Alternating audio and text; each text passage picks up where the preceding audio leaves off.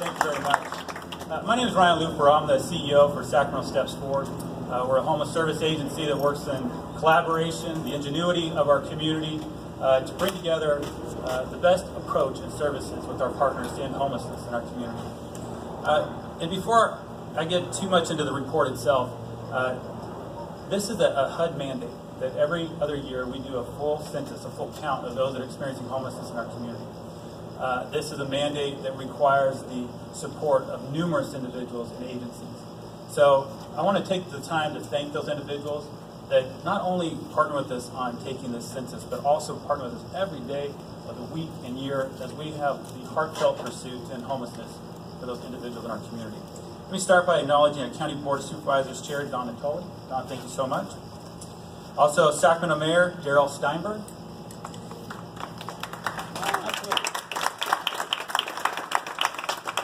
Sacramento City Council Member Steve Hansen. Rancho Cordova Mayor Donald Terry. I was fortunate enough to recently go on the Chamber's Cap to Cap trip and co-chaired with my team to advise those in federal office around issues of homelessness in our community with Mayor Donald Terry. So thank you all for being here today.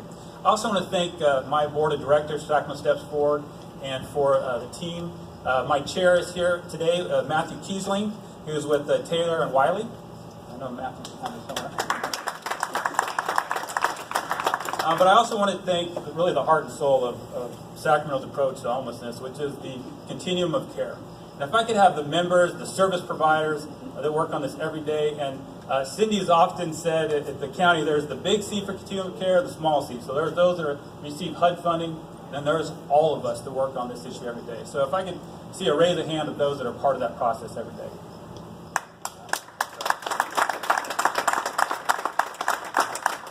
And we at SSF may function as a lead agency, but those hands that are held up high are the ones that get the job done every day. I want to make sure that I thank Joan Burke, who is the chairperson of the advisory board, as well as Bill Knowlton, and Joan will be speaking to us shortly. We also want to acknowledge that this year we had almost 400 volunteers take part in this count. That's an amazing response. And I want to thank each one of those that had to take the time to receive the training, show up on time, break into groups of 3 to 4 and get out there, follow the map they were provided, and get the count done. Without them, this would not have been accomplished. And I also want to acknowledge the work of our faith community. You know, I've worked in a couple of communities around issues of metropolitan areas, homelessness. I've not been in a community that responds more assuredly than the faith community here in Sacramento, both at a policy level and then at a grassroots level. And so they offered quite a few volunteers toward this pursuit. I want to also thank those that financially supported this effort. We have the County of Sacramento. The County of Sacramento did not only step up with dollars, they also stepped up with people. Many of those of that 400 that counted were from the County of Sacramento, were employees that took their time to come out and perform that count. For that, I thank you. We also have support from the U.S. Department of Housing and Urban Development and from SHRA. Those are the 3 funding sources that we utilized to make sure that we could perform this task. And this year we partnered with and contracted with Sacramento State, my alma mater, and I think a few of you out there as well, and the Institute for Social Research Department. So Dr. David Baker, over here. David. Also, we have Dr. Arturo Baiachi. So I also want to point out that Arturo worked on this project. He also helps us out at the advisory board level as well. So he has not just taken on this as a singular project, but homelessness overall, and has invited a few of us to go speak in his classes to educate our citizens and our young people about the state of homelessness. So I really appreciate the partnership here and the ongoing partnership. The response that we had from them was phenomenal. It was interesting to work with a true team of scientists that gave oversight at every step of the way, assuring that we were putting into best practice this very important count. And I look forward to working with them on this and other projects in the future. I really thank you very much. So let's take a look at the count itself. And I think that the count it's a sobering affirmation of what we see every day. I think it affirms what phone calls our electeds receive. It affirms what every function I attend, people come up to me and say, I think there's more people that are homeless. Where are they coming from? These are often the questions I receive. The count showed that we have seen an increase in homelessness of 30% overall compared to 2015. I do want to point out that the methodology used by Sacto State it's unique, and so we adjusted for 2015 by about 15%, believing that portions of the South area we had better response in this go around. And so the numbers that we show of increase are based on an assumption that we've had 15% more in 2015, and that's as much of the statistics that I'll get into, as we have experts here that can answer that more thoroughly one-on-one if you like. So I'll go through some of the highlights of the report. Again, the total number, both sheltered and unsheltered, was 3,665, showed a 30% overall increase from 2015. The unsheltered count, these are folks that are neither in an emergency shelter or transitional housing. As HUD would eloquently say, they're sleeping in a place not intended for human habitation. To us, that means a car. It means next to the river, an alcove. That number is at 2,052. It's an 85% increase in the unsheltered count. 31% of people who are unsheltered are chronically homeless. That's 1,126 individuals who meet this definition.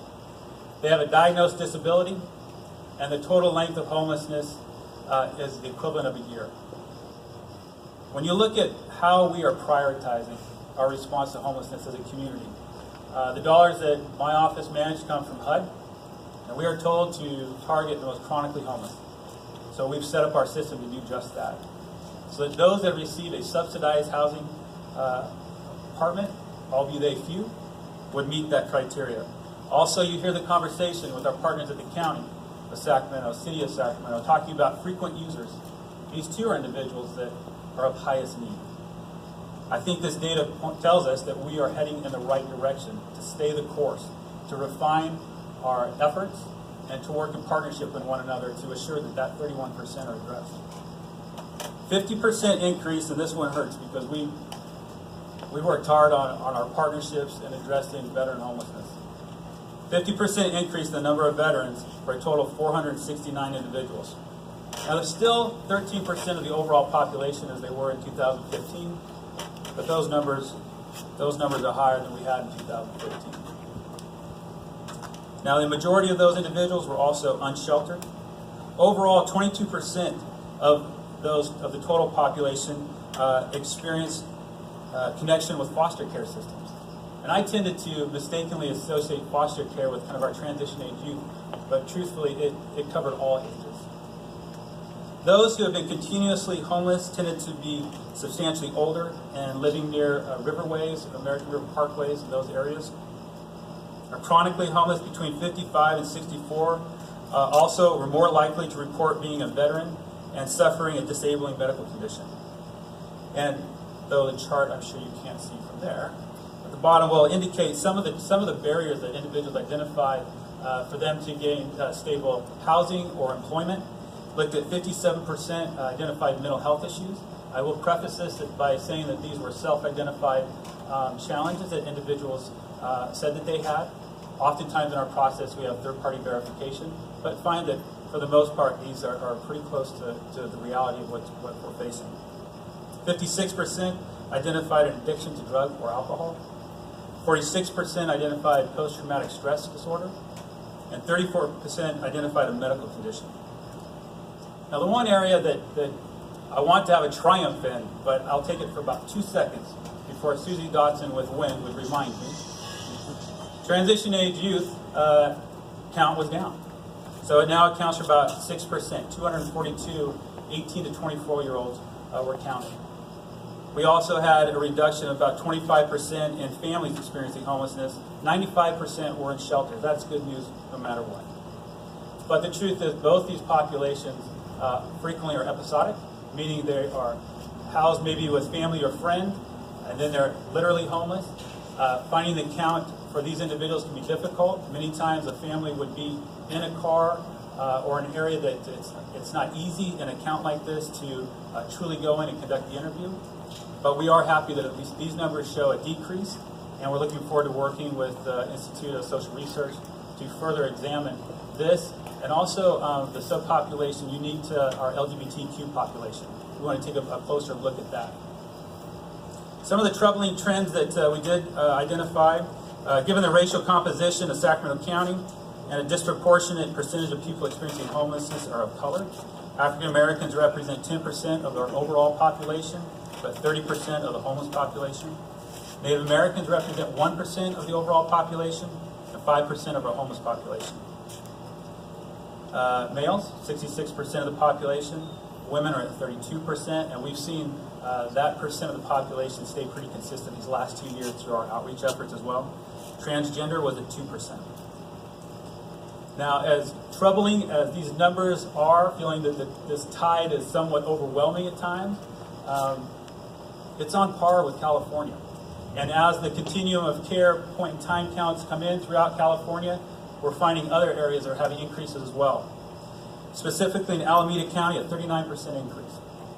In Butte County, 76% increase. In LA, 23% increase.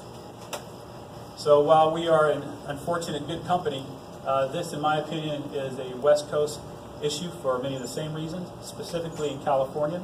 And I am very interested in working with other cities within California to identify like challenges that we might continue to work together towards common pursuits. And I often get the question, or I got it immediately, maybe I asked it first, why is the count so high?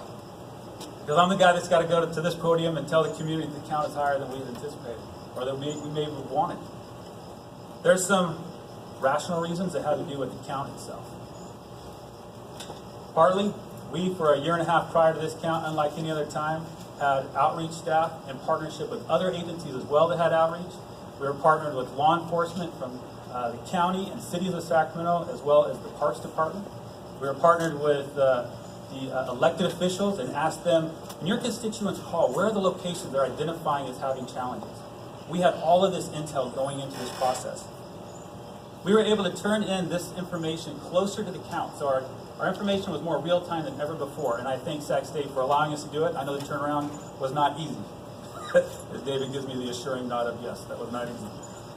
We also had 400 volunteers that were there. I had Elise Beckman as a coordinator. Elise, if you could raise your hand. With military precision, she got us out the door in 45 minutes. I think that broke any record prior. Thank you. And then another thing happened. It was a true perfect storm, both in reality and in perception. We had rains that flooded the droughted areas. It brought individuals out upon the levees. So on the night of the count, we counted individuals that would otherwise have been tucked away in areas that we were unlikely to have counted them. All of that being said, we cannot discount the truth. We have more individuals experiencing homelessness in our community. And in a research project presented recently by the Sacramento Housing Alliance, citing the National Low-Income Housing Coalition, saying that 4 out of 10 Sacramentans spend over 50% of their monthly income on housing. They're a key indicator that we're going to have individuals experiencing homelessness.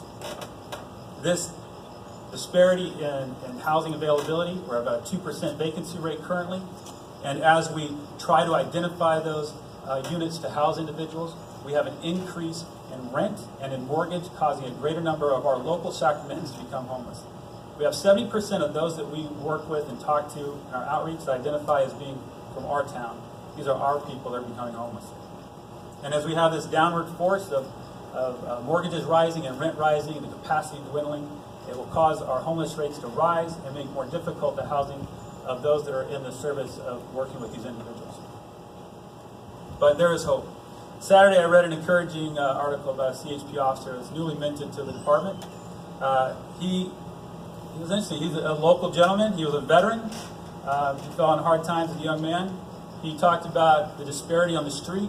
He talked about the victimization, about the cold and the hunger and the depression he was facing. But one thing happened, and we have to make this thing happen often. Somebody intervened. A friend intervened with him, worked with him to get a job. From that job, he gained stabilization, and today he works in law enforcement. I have a gentleman, David Elliott, works for me is up in Rancho Cordova. David allows me to talk about his life story. It said that he has been homeless for 8 years, and he had issues with addiction, and today he's one of my best employees. There is absolutely hope. We working together, county and cities of Sacramento, faith community and business community, can achieve the goal of ending homelessness for those individuals in our community. And I think, as you all heard, and certainly well aware, many of you certainly shepherded and participated in the point of time count. It's kind of hard to imagine that it was a little more than 5 months ago, and it was a cold but clear winter evening, and here we are today. It's a clear summer day, and the contrast, though, is not lost on me, is that whether it's hot or cold, people living outside, unsheltered, certainly face the impacts of the elements, but also have difficulty in trying to get their legs underneath them to hopefully have a better life. And I think that the report, certainly the point in time count, points out what I think certainly my fellow elected officials, Mayor Steinberg, Mayor Terry, Councilmember Hanson, and folks on the Board of Supervisors, but in our city councils throughout the region, and certainly in Sacramento County, recognize that there certainly is a sense that there are more folks who are present in the community who are homeless. Those are the ones that certainly are visible, but I think, as we well know and certainly pointed out in the report, that there's an element as well of particularly families and those who may be homeless, maybe not chronically so, but that still nonetheless are homeless. And so I think when we look at the numbers and the 30% increase, certainly it's something to take a step back. It helps us to understand what our situation is here in this community, and however that stacks up against the state of California certainly has some relevancy. Nonetheless, it's our job here as a community to do what we can for our community and hopefully for the people who are in need. And I want to compliment all the partners, many of whom are standing behind me and many in the audience and those that aren't here, who do, as Ryan said, work each and every day, whatever the situation, to do their best to assist folks in the communities that we all represent. I want to also note, I took particular note of the fact not only the increase, but the fact that the higher number of veterans, and certainly the increase in the chronically homeless and those that are unsheltered.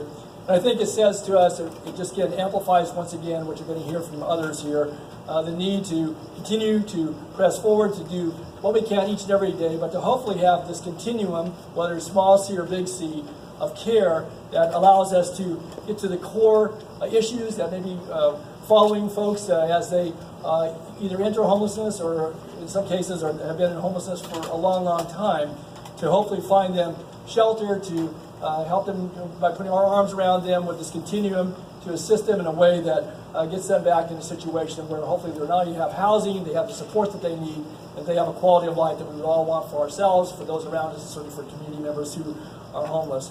And so with that, I want to just say that I know that the cities, as well as the County of Sacramento, and it's been well reported on by many of you that are here today, have been working collaboratively on a number of fronts to begin to, I think, put in place additional measures that hopefully will allow us to address this. I know that the effort to put together a full-service shelter for 75 beds, it was funded by our board in the recent budget deliberations, and we hope to have that up and going in the next few months. Again, it fills a portion of the need, and when we look at the numbers and the matters in Stark County in the hundreds, it's going to take a whole lot of other efforts and measures to help us conquer this problem. And I too am hopeful. I join Ryan in that regard, and I believe that with the folks that are assembled here and many that aren't, that we do have the ability to work together, and that this point in time reflects obviously that point in time, but as we look forward to other points in time, that hopefully will make an impact that will make a difference in the lives of those individuals, but in our community collectively, and that we will someday reach that point where it won't no longer be apparent, but secondly, it won't be the issue that it is for the folks that are having to deal with it this very moment. So again, I thank all of the folks for their good work, and I look forward on behalf of my board and joining my colleagues and working as a partner to help us address this issue. Thank you so very much.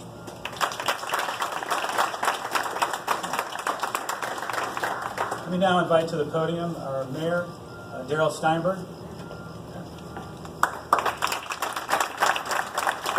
Thank you. Thank you very much, Ryan. I do want to congratulate and thank you and your board and the Continuum of Care board. I want to thank all the providers, the faith community, all of those who do heroic work throughout the entire year to help the many people that you help. So I say that, and then I say, please do not take what I am about to say in the wrong way. This is no time for celebration. This is no time for pats on the back. This is not just a sobering report. This is a damning report. We have unprecedented resources and capacity to make the next report dramatically better. The question is, are we going to have the political will and the community will to make it so? I am frankly tired of attending the numerous ribbon-cutting ceremonies celebrating marginal improvements. It's worth helping everybody. And again, I praise your heroic work because it is. To save one life, it's as if you've saved the entire world. But 2,052 people unsheltered? Our community can do much better. It has become increasingly clear to me that the urgency which this report represents is not just about the thousands of souls embodied by these cold numbers.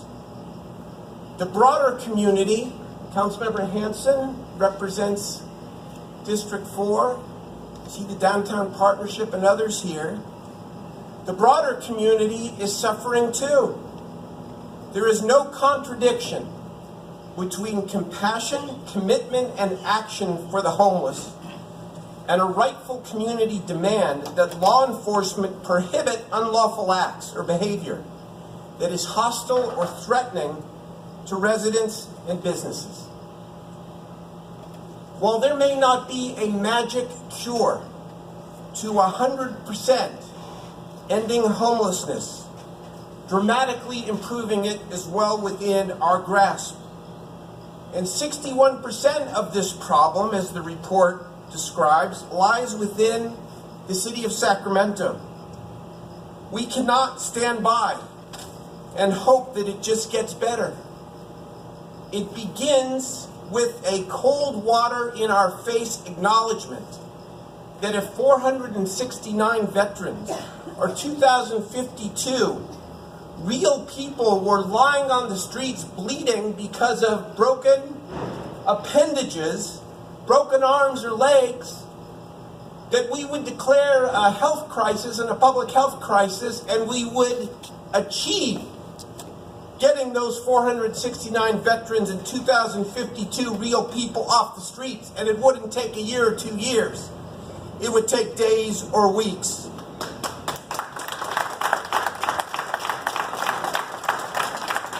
It is true that some of this is outside of our control. It is true. Housing prices, this is a statewide and national issue. But much of this is within our control, and I think we ought to admit our own faults. We have no measurable goal in this region. Why is the point in time count only a backwards look at the number of homeless people? Why isn't there a projected or promised point in time count for 2018, for 2019, and for 2020? I say we get 2,000 people off the streets over the next 2 to 3 years and make sure we have enough prevention resources to ensure that the next 2,000 aren't on the streets. We have no commitment, and let's be honest about it, to consolidating our resources and our various programs. The county has done great work, man. They're putting a lot of money into this. The city just got a $64 million whole person grant. We must consolidate our resources. We must have one system, one continuum of care working with Sacramento Steps Forward and everyone, and commit to that goal and achieve that goal. Nothing short of that.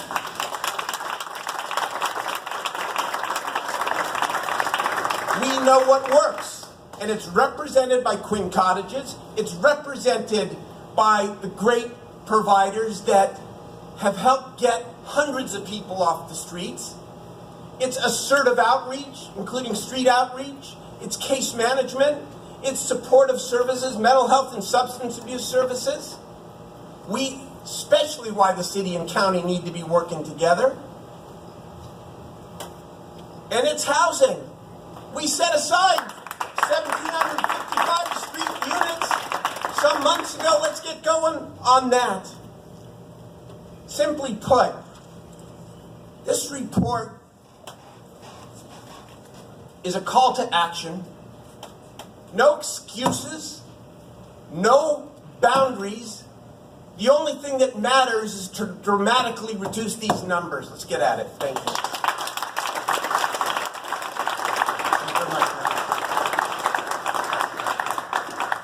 Let me now call Rancho Cordova Mayor Donald Terry.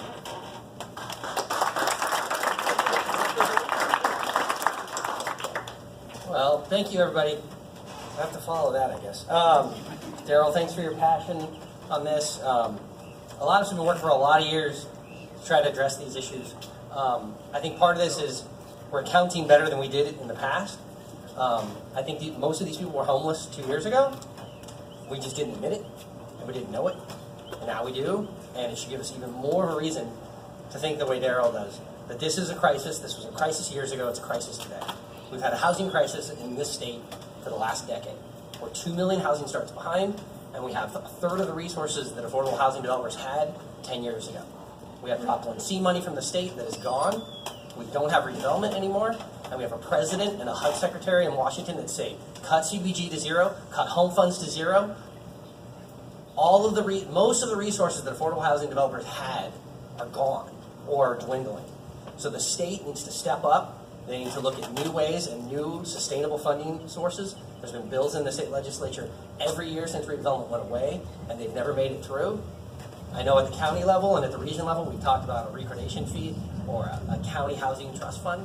We need to seriously start talking about that, because ultimately we can throw as much money as we want at this. And I actually talked about this at my city council when we started funding our navigators in Rancho, and I said, how many more of these do we need to get everybody off the streets? And they were very candid with me. There are nowhere to put these people. There are not enough homes available because we're not building. And it's not a priority to most communities in this region to make sure that there's enough housing for everyone in their community. They're fine with people coming into their community, working in their community, and then going somewhere else to live. Because let's be honest, ever since Prop 13, residential development right in California is a net loser. Communities want jobs, they don't want houses. And we are seeing that in the Bay Area, and the number of people that are moving here are driving home costs up, while people in this region are not making any more money. Now, the most concerning number for me, as the mayor of Rancho Cordova, a city that was founded by an air base and has over 5,000 military households in our community, is that we have 50% more that are homeless. Now, I'll admit that a lot of those new counts are coming because those are the folks that in my community are on the American River, and it's been high waters and flooding for the last 6 months, and it's still flooding this July. Now, we're doing our best. We have phase one of a 3-phase project called Mayfair Veterans Village, where we're housing formerly homeless people, taking them directly off the streets, putting them into permanent supportive housing. But there's still 2 more phases to go with that project that completely relies on the veteran vouchers and on the HUD vouchers. And Daryl, you talked about the 1,750 vouchers that I applaud the city and the county for dedicating towards homeless people. But let's be really honest. The proposed budgets right now in HUD would eliminate all of those and probably more if they were adopted. So if Congress and everyone can't act together, we're going to lose even those resources. So again, this report, just like Mayor Steinberg said, should be a wake-up call and a rallying call that we need to do more and we need to move with a sense of urgency.